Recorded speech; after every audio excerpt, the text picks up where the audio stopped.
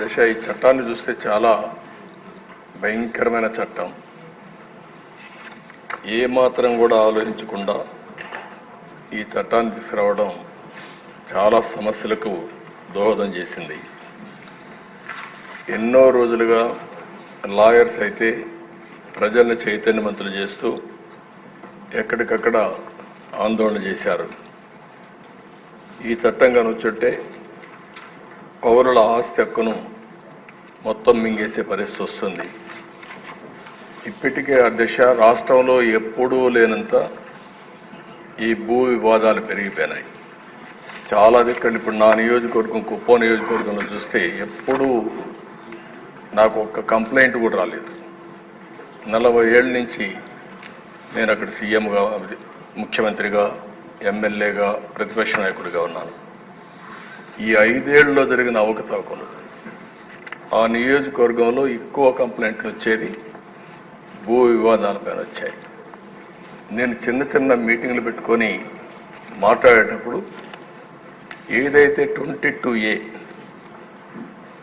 ఎవరైనా భూమి ఉంటే దాని పక్కన 22A అని వేసేస్తే అది ప్రభుత్వ భూమి అయిపోతుంది. అక్కడి నుంచి ఎవరైతే సెటిల్మెంట్ చేసుకోవాలనుకుంటారో వీళ్ళందరూ రావడం, నెగోషియేషన్స్ మొదలు పెడతారు. లేకపోతే ఇది గవర్నమెంట్ భూమి అవుతుంది. మనం కానీ ఒప్పుకుంటే, వాళ్ళు ఒప్పుకుంటే దాన్ని ఆటోమేటిక్గా మళ్ళీ ప్రైవేట్ భూమి కింద 22A తీసేసి మళ్ళా ప్రైవేట్ భూమి కింద సెటిల్మెంట్ చేసుకునే పరిస్థితికి వచ్చారు. అధ్యక్ష, టెక్నాలజీ కూడా చాలా ప్రమాదం. నేరస్తుల దగ్గర టెక్నాలజీ ఉంటే మొత్తం మార్చేయడం, రికార్డులు మార్చడం చాలా ఈజీగా అయిపోయే పరిస్థితి వస్తుంది. ఇప్పుడు దానికి తోడు మీరు చూస్తే అధ్యక్ష, ఇటీవల కాలంలో ఇవన్నీ కూడా సెంటిమెంట్స్ ఉంటాయి. భూమి అనేది తరతరాలుగా వారసత్వ ప్రకారం వస్తుంది. మా తాత, మా ముత్తాత ఇచ్చిన భూములు ఇప్పుడు కూడా మాకు వస్తూ ఉంటాయి ఆ కుటుంబానికి. అలాంటి భూమిలో పట్టాదారు పాస్ పుస్తకాలు ఇవ్వడం ఆనవాయితీగా పెట్టుకుంటాం. రాజముద్రేస్తాం అంటే ప్రభుత్వం ముద్రేసిస్తాం.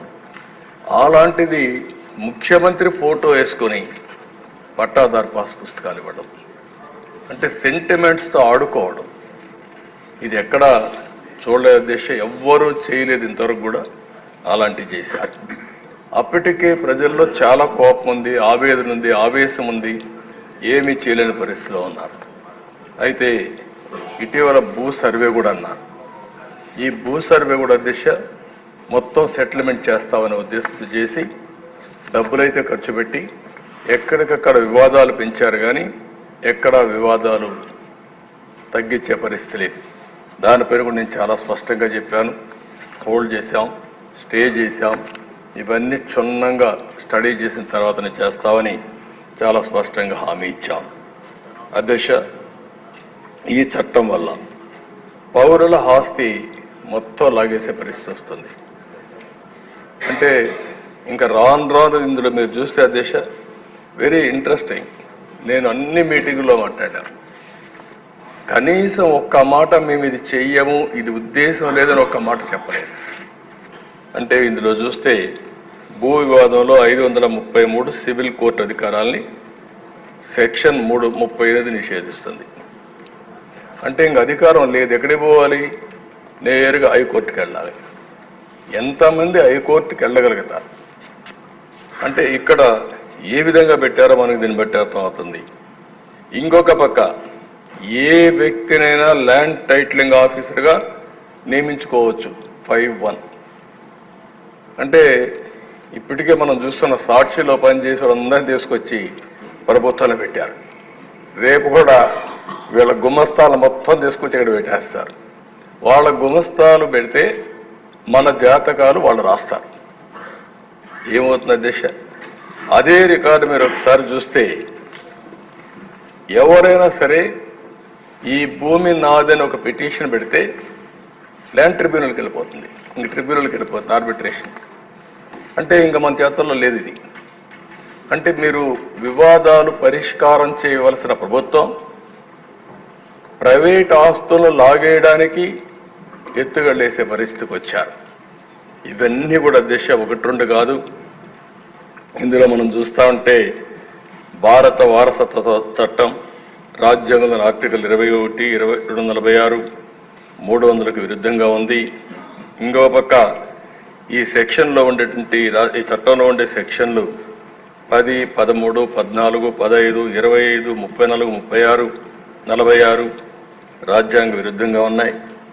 ఇవే కాకుండా ఈ చట్టాన్ని అమల్లోకి తెస్తూ జారీ చేసిన జీవో నెంబర్ 512 రహస్యంగా దాచిపెట్టారు.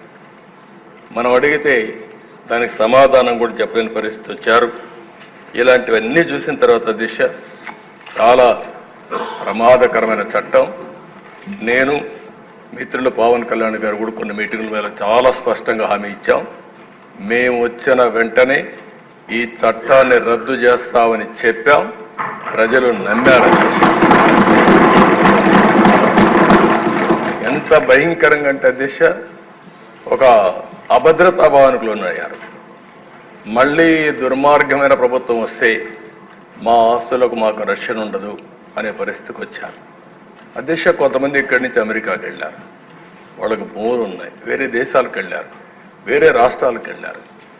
వాళ్ళు కానీ ఒక్కొక్కసారి రికార్డులు చెక్ చేసుకోకపోతే రికార్డులు మారిస్తే తర్వాత ఆ భూమి ఆటోమేటిక్గా డీమ్డ్ క్లాసిఫైడ్ చేసేసారు. నోటీసులు కూడా ఇవ్వరు.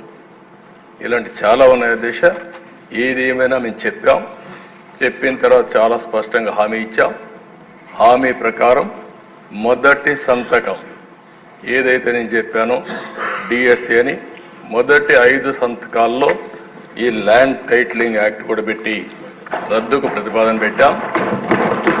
మొదటి క్యాబినెట్లో దీన్ని ఆమోదించాం. మొదటి అసెంబ్లీలో దీన్ని మళ్ళా ఈ చట్టాన్ని రద్దు చేయడానికి ఇది ప్రవేశపెట్టాం.